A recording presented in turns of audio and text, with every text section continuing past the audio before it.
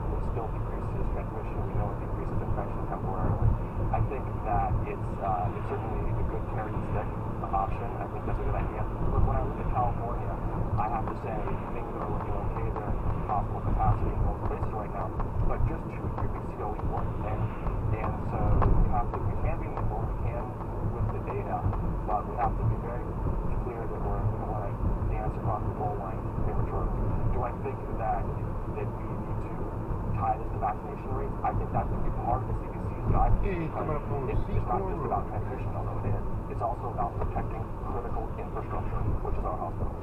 Right, but you still have this huge chunk of population that is adamant they won't be vaccinated. And right now, when you look at the total vaccinated population here in the U.S., only about 27% is vaccinated and boosted. So there's a long way to go to make sure the vaccination numbers are up. And I don't know how you deal with that. Dr. Jeremy Faust, I really appreciate your time and your expertise. Thank you. Thank you.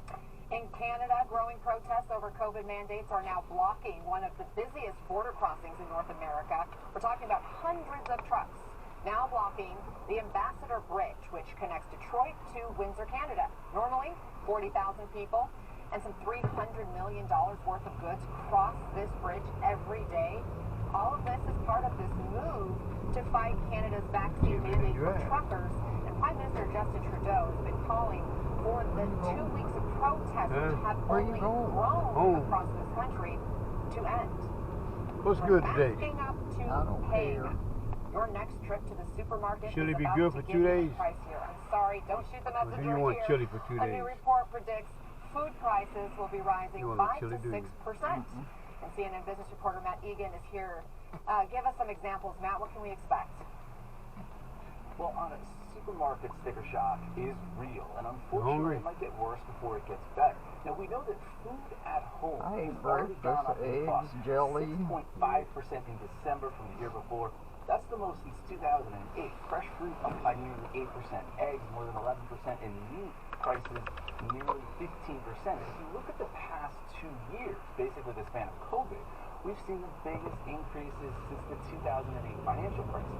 Unfortunately, Goldman Sachs is expecting another 5% to 6% gain this year alone. And we also know that Kraft Heinz, for example, has recently indicated that they're going to raise prices on dozens of products, everything from Oscar Mayer cold cuts and homemade cheese to Capri Sun drinks. So why is this happening?